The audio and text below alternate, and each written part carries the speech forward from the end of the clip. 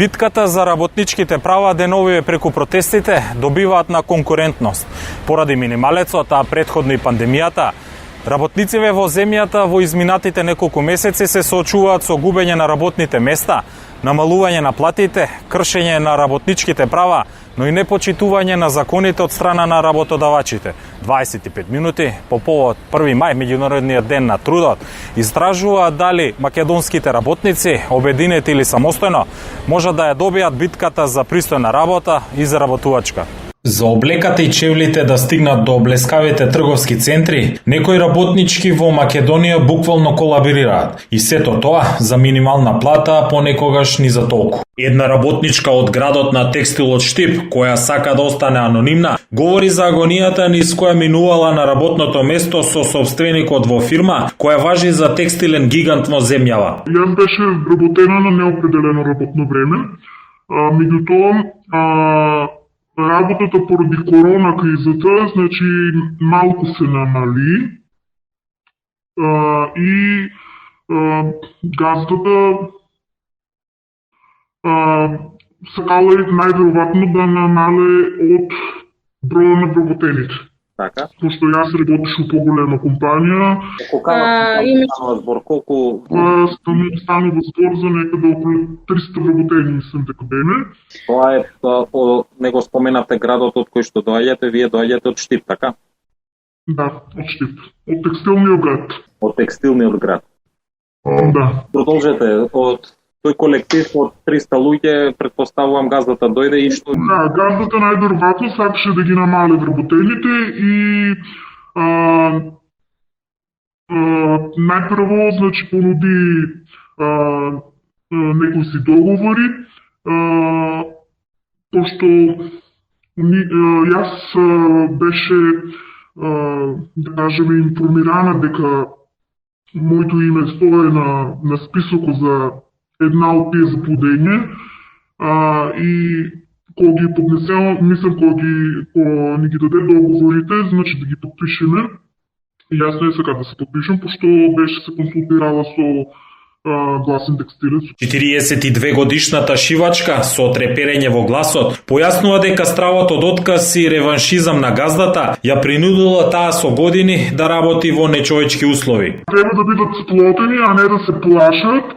Исто како што е сега, например, да речеме, како што се наставниците, што не прифаќат ништо, значи треба така и да бидат и конфекционерите.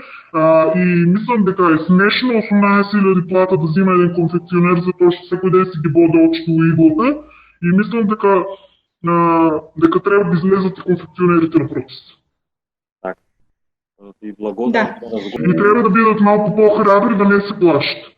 Јас, да ти кажам најискрено, ваа храброст, значи јас се многу плашеше и не беше одлучна, нада имаше многу притисок у претходната фирма, не од шефица, не од директорка, значи од сите,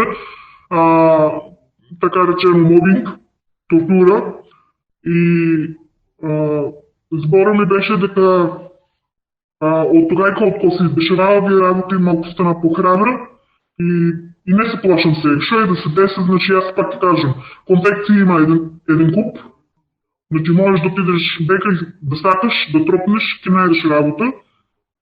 За шивач, за директор не можам да најдем работа, ама за шивач ќе најдем работа, дека да тропна.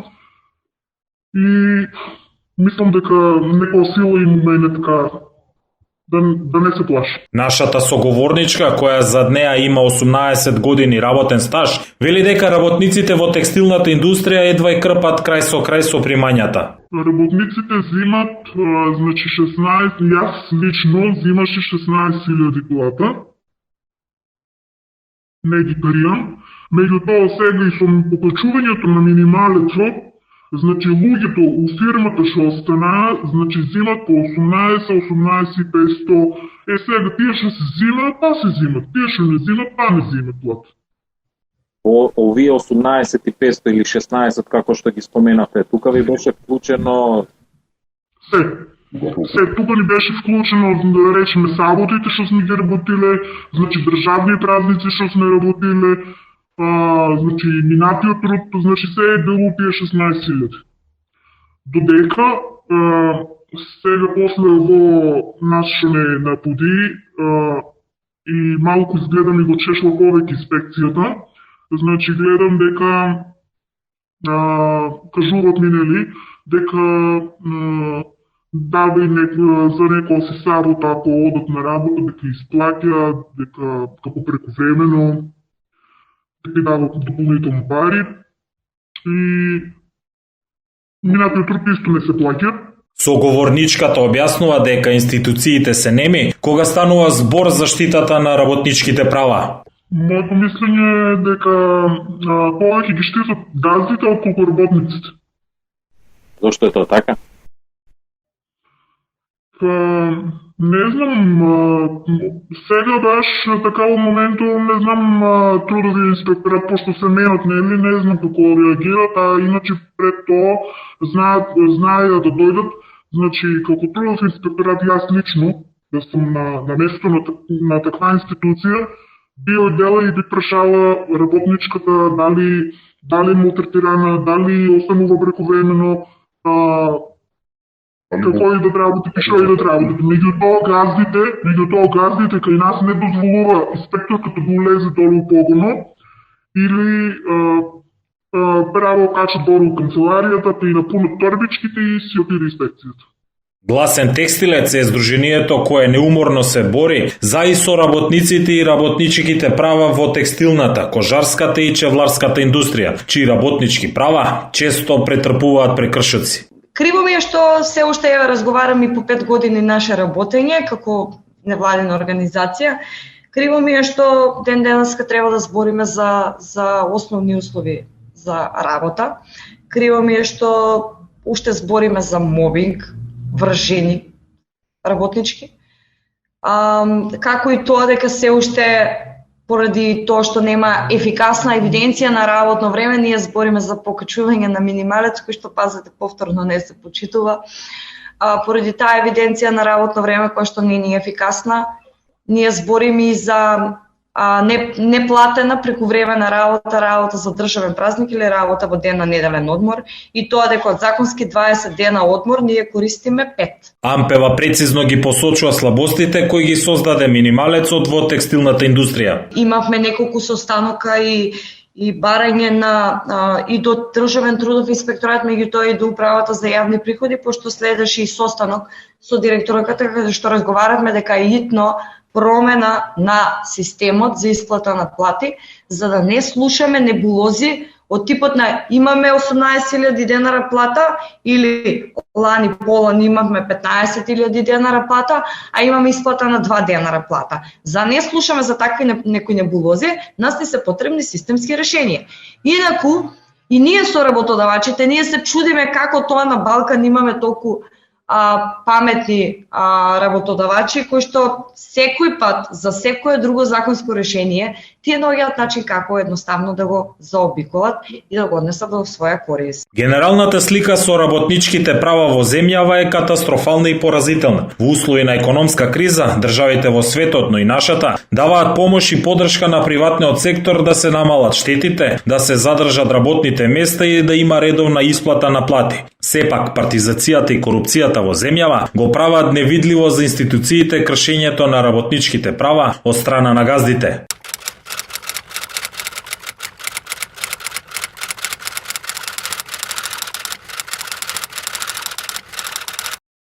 Штрајкови и протести. Зошто постојано, еве денеска и 1 мај, но зошто постојано се инсистира да се протестира, да се штрајкува исклучиво за пари, за поголеми плати? Зошто никогаш не се протестира за работните услови, например? Сојуз на синдикати на Македонија имаше јасно утврдени цели за ова 2022 година. Тоа беше минималната плата од 18.000 денара, како што велите вие за пари, да штрајкувавме, ја добивме. За да се има достоинствен живот, тоа го разбирам. За да се загарантира тој достоинствен живот со оваа социјална плата која изнесува 18.000 денара. Тоа се мизерни 18.000, се сложуваме. Се сложуваме плюс додатоците. Не може да биде таа 18, мора да биде поише, бидејќи тука се рачунати тие додатоци. Штрекуваме за враќање на регресот или актуелното КАП-15, бидејќи не може да правиме дискриминација во приватниот и во јавниот сектор, а тоа право во јавниот сектор се изгуби во далечната 2008 година и мислам дека созреа времето и треба више тоа да го вратиме како едно изгубено право суштинско за работникот, кој му гарантира годишен одмор и му подпомагаме со тие средства за тој годишен одмор. Но никогаш нема да бидете исти со приватниот сектор. Вие ги знаете најголемите проблеми кои се всушност врзани со јавниот сектор, со администрацијата и тоа е партизацијата. Тоа во приватниот сектор го немате. Таму не бараат партиски книшки, членски книшки. Зошто никогаш не се протестирало за партизација на таа администрација? Да кажете доста е на сите политички партии, дека сакате професионален, јавен сектор и администрација. Ние како Сојуз на синдикати на Македонија го застапуваме приватниот и во јавниот сектор. Ова што го велите вие за во јавниот сектор, ова што ни се случува денеска, никој го дозволил тоа, а тоа се политичките партии. Но видете, граѓаните, работниците се тие што треба да се изборат за своите права. Еве, тоа ние го правиме. Низ историјата никој не ги давал на послужавник.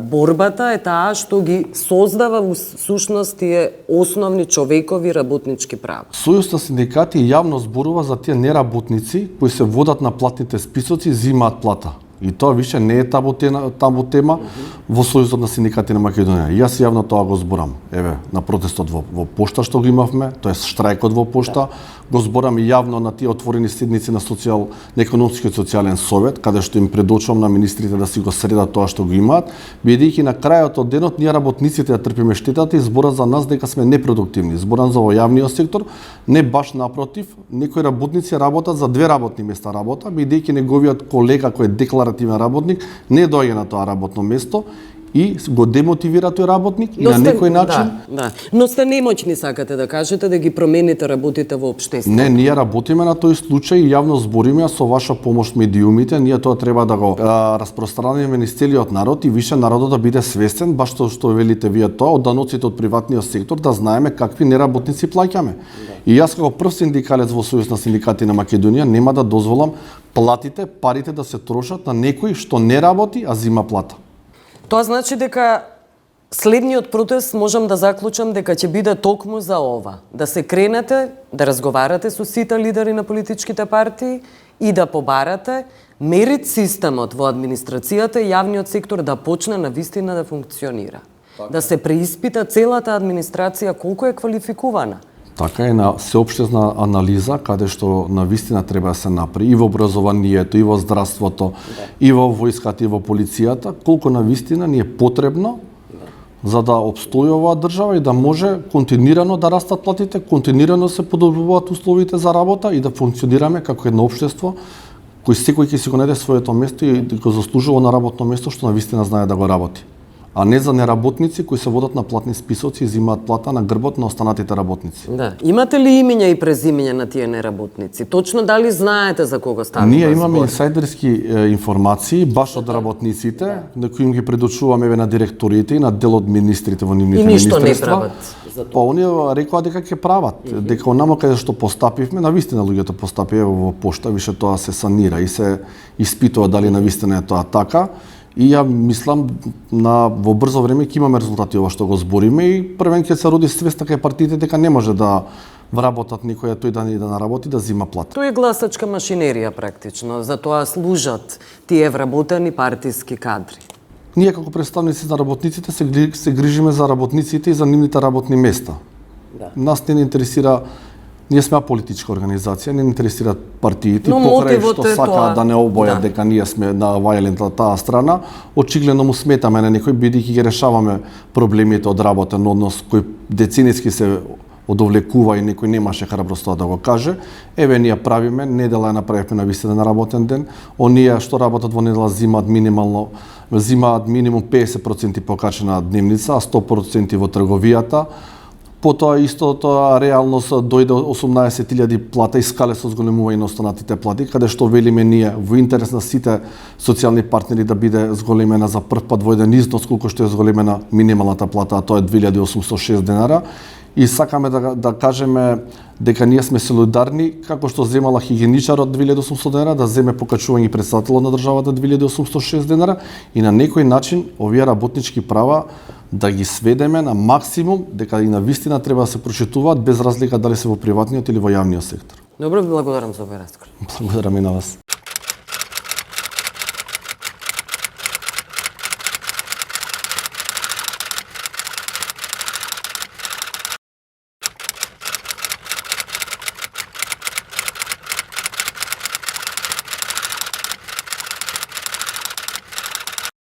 Австрија е без никаква дилема социјална држава и треба да биде примерот што треба да го следи Македонија, па и секоја друга држава во светот која што сака да ги подобри своите работнички права или работни услови. Австрија е една од ретките земји во Европа која што нема со закон регулирана минимална плата, на пример.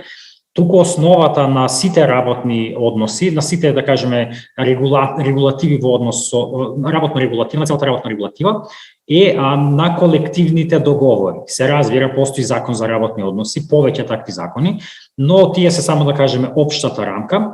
Главни се колективните договори кои што ги исклучуваат работодавачите со синдикатите и со владата. Значи, оној трипартитен диалог, односно социјален диалог, кој што и во Македонија постои, но само на хартија. Австрија е дефиниција за тој социјален диалог и е веројатно најдобрата земја во светот во однос на функционирањето на тој диалог. И Германија е доста добра, но Австрија е уште подобра. Значи, во Австрија, како што кажав, не постои минимална плата, но и покрај тоа, поради тој колективен договор, кој што ги опфаќа скоро сите вработени, значи околу 98% од сите вработени во државата се опфатени со тој колективен договор. Значи, не мора да сте член на синдикат, иако не сте член на синдикат, опфатени сте со колективниот договор и таа покриеност од 98% е највисока не само во ЕУ, туку и во сите развиени земји. Во ОЕЦД земјите нема друга земја, дури и скандинавските земји немаат такава покриеност со колективните договори. Значи, тие колективни договори, помеѓу останатото, ја регулираат и минималната плата. И минималната плата во Австрија изнесува околу 1500 евра месечно, со што е меѓу највисоките во Европа. Луксембург има минимална плата од 2000 евра, ако не се лажам, месечно, но во Австрија пак има една друга работа, што има 14 плати, ќе го објаснам и тоа после, и поради тоа што има 14 плати, во суштина испаѓа дека минималната плата во Австрија е уште повисока отколку таа во Луксембург. И минималната плата оваа од 1500 евра, околу 60% од просечната плата во државата, што да кажеме она ниво што се постигна и сега во Македонија. И тоа е едно релативно добро ниво, тоа не е ниско ниво, значи 60% од просечната плата е релативно високо ниво за минималната плата. Значи тоа е она што се однесува до минималната плата. Она за 14 плати. Суштината е во тоа што нели во Македонија постои К15, односно регрес за годишен одмор, кој што не го добиваат сите, но постои во законот. Во Австрија постои во колективниот договор, постојат два К15, односно постои регрес за годишен одмор и регрес за нова година или за Божик, не знам точно како се вика.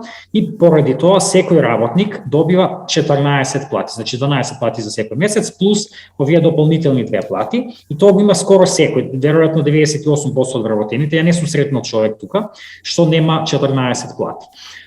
И тие 14 плати се исплаќаат секои 3 месеци обично, добивате по 50, по пола плата повише, и тоа доаѓа прилично добро затоа што ви овозможува да штедите. Значи, тоа покажува дека работничките права се многу повисоки отколку во Македонија. Приватен јавен сектор сите добиваат 14 плати, во Македонија се воведе само К15 само за приватен сектор, но и таму се сведе на тоа да има, не знам, да им се исплаќаат на работниците по 100 денари и слично, што е нели чиста злоупотреба. Во Австрија го нема тоа. Многу важно сега во поврзано со дискусија во околу покачувањето на платите моментално што е во Македонија. Во Австрија значи има автоматски систем на покачување на платите секоја година. Значи во колективните договори стои дека секоја година се покачува од 1 јануари или кога да е тоа, се покачува платата со инфлацијата, со нивото на инфлација од претходната година. И така оваа година скоро сите плати се покачија за околу 3%, затоа што лани инфлацијата беше околу 3%. Наредна година платите ќе се покачат уште повеќе затоа што инфлацијата оваа година е уште повисока од лани. И поради тоа што го има тоа автоматско покачување, Нема потреба тука од преговарање, не знам, синдикатите да барат покачување на плати, па владата да не дава. Значи, автоматски се добива тоа покачување. И вработените во јавниот сектор го добија тоа покачување по автоматизам, во Македонија не го добиваат, и затоа сега мора да барат покачување на повисоки плати, па да се закануваат со штрајкови и слично. Значи, во Австрија тоа го добиваат автоматски. Друга интересна работа е што? Во Австрија има минималниот број на денови на годишен одмор е 25. Во Македонија според законот годишниот одмор е помеѓу 20 и 26 денови, значи максималниот, да кажеме, износ на денови на годишен одмор во Македонија е скоро еднаков на минималниот во Австрија. Значи според законот во Австрија не можете да имате помалку од 25 дена годишен одмор и тоа се почитува, нема тука не може да идеш на одмор слично. Со тоа што многу институции имаат нивни колективни договори, да кажеме на ниво на институција, како на пример нашиот институт, и во тие колективни договори се специфицираат уште подобри услови. Конкретно ние имаме уште повеќе од 25 дена годишен одмор, затоа што нашиот, да кажеме, синдикат внатрешен се договорил со менеджментот, да кажеме, на институтот да има уште повеќе одмори. Се разбира, недела е неработен ден во Австрија и тоа е веќе, не знам, со децени, не знам од кога е тоа, почнато многу одамна и никој нема проблем со тоа, сите тоа го прифаќаат. Се разбира, секогаш има некои мали бизнис лоби групи кои што се залагаат за тоа да се смени таа одредба, но апсолутно нема некоја, да кажеме, голема дискусија околу тоа дали треба тоа да се смени или не. Дури излезе една анкета пред некој време ја гледав, дали треба да се луѓето ги прашува дали треба да се недела да се направи да биде работен ден или не. 80% од луѓето беа против тоа недела да се направи работен ден. Значи има апсолутно консензус во општеството дека недела мора да биде неработен ден и никој не се дрзнува воопшто да почне да размислува, дури да кажеме крупните комори да предлагат нешто такво. Интересно е, други два момента што ми се интересни е што работната недела во Австрија според законот е 40 часа, меѓутоа скоро сите со нивните колективни договори специфицираат помалку работни часови, скоро сите, барем ја што сум ги запознал, имаат работни часови 38 работни часови неделно, значи не се работи 8 часа секој ден, туку обично се работи од понеделник до четврток 8 часа, во петок се работи помалку, односно 6 часа.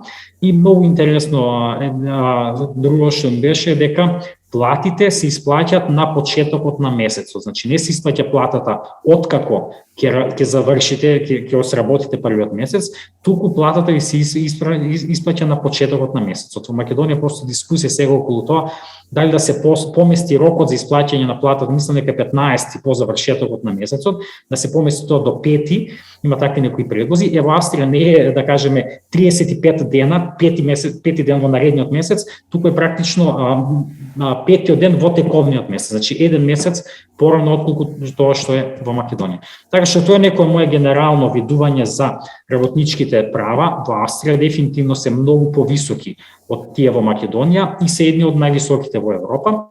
И исто така сакам да кажам дека многу е важно според мене да се разбере зошто е ваква состојбата, односно зошто работничките права во Австрија се толку добри за разлика, да кажеме, од некои други земји. И поентата е во тоа што Австрија се изборила, во Австрија работниците се избориле за вакви работнички права. Значи не им паднале тие од небо, не паднале тие, Господ не им ги дал на работниците тие права, туку тие самите се избориле за ова на почетокот на 21 век. Познат е периодот од 1918, од крајот на Првата светска војна до негде 30-тите години, 1933-34 година, кога Виена била владеена од, да кажеме, социјалистите, Социјалдемократската работничка партија на Австрија, и тој период е познат во историјата како Црвена Виена.